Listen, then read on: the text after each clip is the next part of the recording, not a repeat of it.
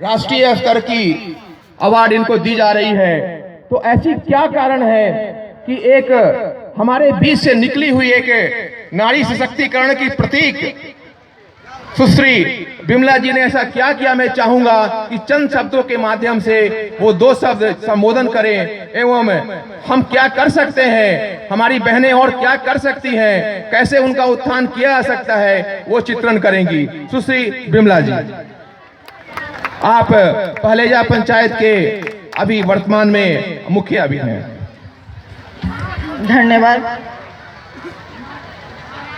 सम्मानित मंच, सम्मानित सभा, कलाकारगण, मीडिया बंधु, नवयुवक संघ, आज मां दुर्गा के समापन पे उपस्थित आयोजन में आप लोग ने जो मुझे आमंत्रित किया, इसके लिए मैं आभार व्यक्त करती हूँ।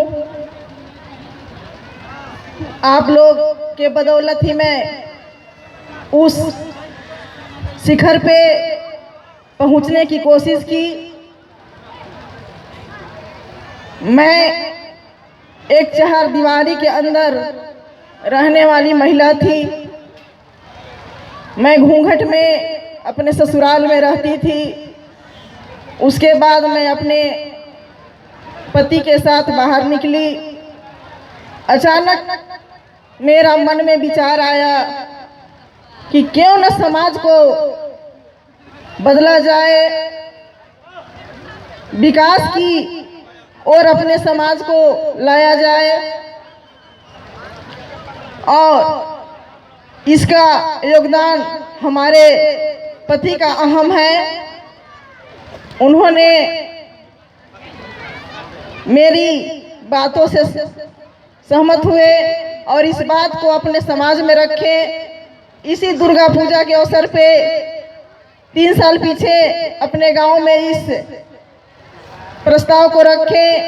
वहां कुछ लोग बोले, ठीक है, अगर जनरल सीट होगी तो आप अपनी वाइफ को मुखिया में खड़ा कीजिएगा। संयोगवश हमारे यहाँ जनरल सीट भी हो गई। हम लोग 20 कैंडिडेट थे। पता नहीं जनता के दिल में मेरे लिए क्या प्यार उमड़ा, क्या आशीर्वाद उमड़ा, जो मुझे इस मंच पे कुछ बोलने के लायक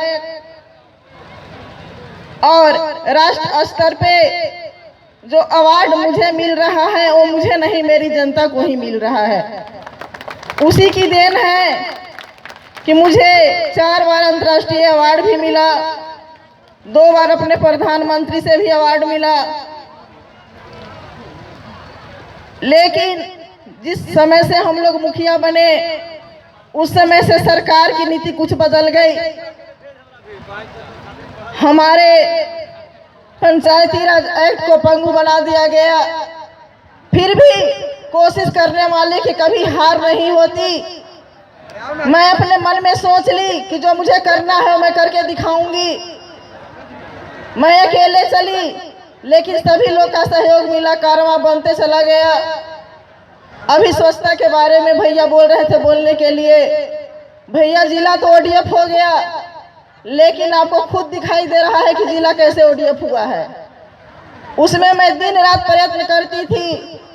50% ODF हुआ, लेकिन जब तक मन में लोग के सोच नहीं बदलेगा तब तक कभी भी ODF जिला नहीं हो सकता है। हमारा बिहार नहीं सुधर सकता है, क्योंकि हमें बस वही सोच है कि मुझे 12,000 राशि शौचालय के लिए मिलेगा।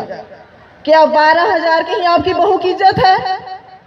12,000 के लिए ही आपकी बेटी की इज्जत है? पैसे से अपनी बेटी बहू की इज्जत की तुलना मत कीजिए। जब तक अपनी मानसिकता चेंज नहीं कीजिएगा, अपनी सोच नहीं बदलिएगा, कभी भी हम आगे नहीं बढ़ेंगे, कभी भी हम अपने बिहार को ODF नहीं कर पाएंगे। इसके लिए सब लोग को आगे बढ़ना पड़ेगा, मुखिया जी का सहयोग करना पड़ेगा। मेरी जरूरत अगर आप लोग के जहां भी पड़े, मैं हमेशा 24 घंटा आप लोग के लिए तैयार रहूंगी। ये शरीर जनता सेवा के लिए ही बना है। मैं अपने आप को मुखिया नहीं, मैं एक जनता की सेवक समझती हूँ कि मैं जनता की एक नौकर हूँ। कुछ दिन पीछे की बात है, हमारे ब्लॉक में ही प्रोग्राम पदाधिकारी से मेरी कुछ बहस हो गई थी। वो भी मेरे गरीब मजदूर के लिए, जिन्होंने सुबह अपने घर में आग जला करके शाम की रोटी के लिए सोचते हैं कि मेरे घर में रोटी कैसे बनेगी। क्या इस सरकार के पदाधिकारी का यही रवैया रहेगा तो उस घर में मजदूर की रोटी बनेगी? लेकिन हमें अपने पद को, गरिमा को समझना होगा कि हम क्या हैं। हमको जनता ने चुना है, पदाधिकारी ने नहीं चुना है। मैं जिला पदाधिकारी से यही बोली कि सर, मुझे जनता ने चुन करके इस पद पे लाया है। आप जो हमारे यहाँ हैं 2 साल रहिएगा, 2 साल के बाद चले जाइएगा, लेकिन 5 साल के बाद इसी जनता के सामने मुझे हाथ जोड़ना है। तो मैं जनता के लिए अगर मेरी जहाँ भी जरूरत पड़ेगी तो मैं लड़ने और मरने के लिए हमेशा तैयार रहूंगी।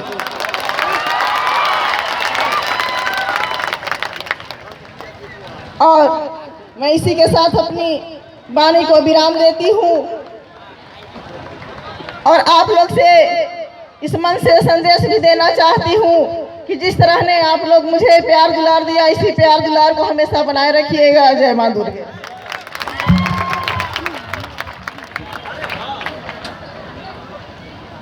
मां अम्बे की कृपा आप पर सदैव बने रहे और सोहसा पंचायत की तरफ से इस मंच के माध्यम से हम आश्वस्त करना चाहते हैं आपको, आप संघर्ष करिए, नारी संघर्ष की प्रतीक हैं, आप आगे बढ़िए, सदैव हम लोग आपके पीछे हैं, हम लोग आपके साथ रहेंगे। ये मां अम्बे की पुकार है। हम चाहते हैं कि आप न केवल अरवल जिला की बल्कि प्रदेश स्तर में नई जिम्मेवारियों के बारे में कल्पना करें, उसके बारे में सोचें और अपने पंचायत और जिला को और आगे बढ़ाने में मदद करें। हमारे बीच